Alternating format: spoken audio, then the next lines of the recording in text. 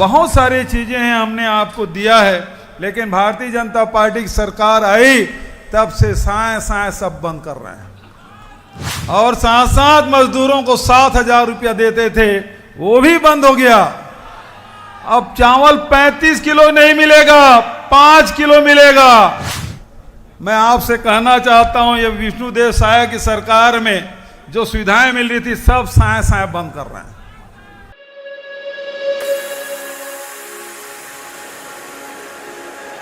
ये लड़ाई ज्योत्सना महंत की नहीं है, ये लड़ाई कांग्रेस पार्टी की भी नहीं है, ये लड़ाई हम पूरे भारतवासियों की है, क्योंकि आज संविधान खतरे में है। तो इसलिए सोच समझ के ये मतदान करना है।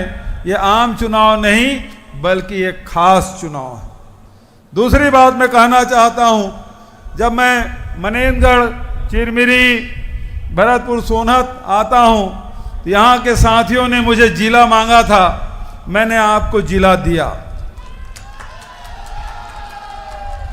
आपने मेडिकल कॉलेज की मांग की थी, हमने विधानसभा से उसे पारित करके भेज दिया है, मेडिकल कॉलेज भी आपको मिलेगा। आदरणीय साथियों, राहुल जी ने किसानों के ऋण माफी 2500 रुपया क्विंटल धान, वो 5 साल हमने वादा निभाया, आपके ऋण माफी भी किया और 2500 रुपया क्विंटल में धान खरीदी किया। महिलाएं जो घर की मुखिया बनी, उनके खाते में उनके हर महीने 35 किलो राशन और आदिवासी अंचल में चना भी देने का हम लोगों ने फैसला किया। वो 5 साल आपको मिला है।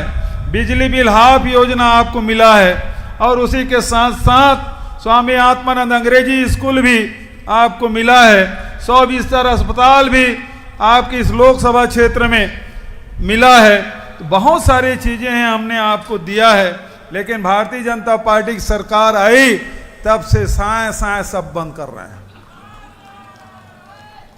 गोबर खरीदी बंद हो गया साए साए, वह ना गौठान बंद हो गया साए साए, रूरल इंडस्ट्रियल पार्क बंद हो गया, बेरोजगारी भत्ता बंद हो गया, बिजली कटौती चल रही है, बिजली बिल बढ़ने वाला है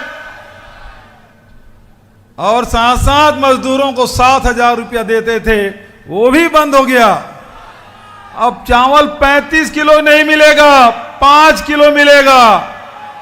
चना मिलना बंद हो गया, नमक मिलना बंद हो गया। अब तो किताब की कीमत भी बढ़ गई है, अब तो स्कूल में फीस भी बढ़ गया है, व्यापम और पीएससी में फीस बढ़ गया है, जमीन के रजिस्ट्री भी बढ़ गया है और शराब की कीमत भी बढ़ गई है।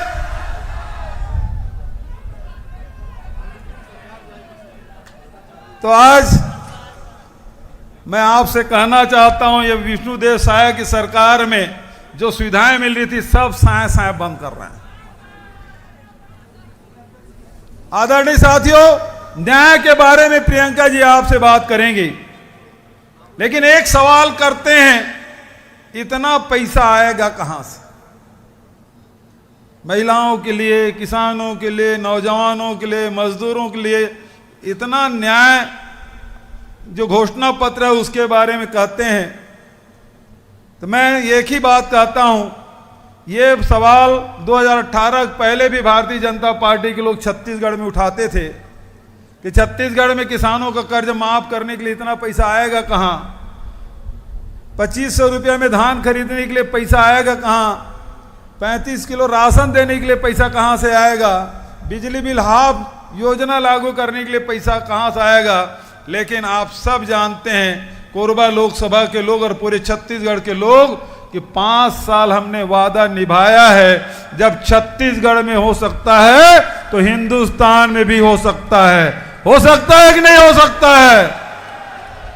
एक पार्टी कांग्रेस पार्टी है जो हमेशा मजदूरों के लिए, किसानों के लिए, नौजवानों और महिलाओं के लिए काम करती है, उसे ताकतवर बनाने के लिए काम करती है। तो दूसरे तरफ भारतीय जनता पार्टी है, केवल जुमलेबाजी करते हैं और देश को लुटाने के लिए काम कर रहे हैं। उन्होंने विदेश से काला धन लाने की बात कही थी, वो आया नहीं। उन्होंने 2 करोड़ रोजगार देने की बात उन्होंने कही थी, वो मिला नहीं। और अब तो स्थिति ये है कि जो हमारे देश के संपदा है, खनिज है, उसे भी लुटाने में लगे हैं। 2 लोग बेचने वाले हैं, 2 लोग खरीदने वाले हैं। और आपके कोरबा लोकसभा के आपके जो कोयला खदान है, रायगढ़ के जो कोयला खदान है, अब भी अडानी को बेच दिए हैं। संभल जाओ कोरबा वालों, मैं आपसे कहना चाहता हूं, सबक सिखाने का वक्त आ गया है। ये कोयला जिसमें आपके बेटे, आपके बच्चे, आपके परिवार वहां मजदूरी करते हैं, आपका पूरा परिवार पलता है, ACCL का है, जो दशकों से आपके धरोहर रही है, उसे भारतीय जनता पार्टी ने अडानी के हाथ में सौंपने की शुरुआत कर दी है। यदि आपको रोकना है तो आप पंजे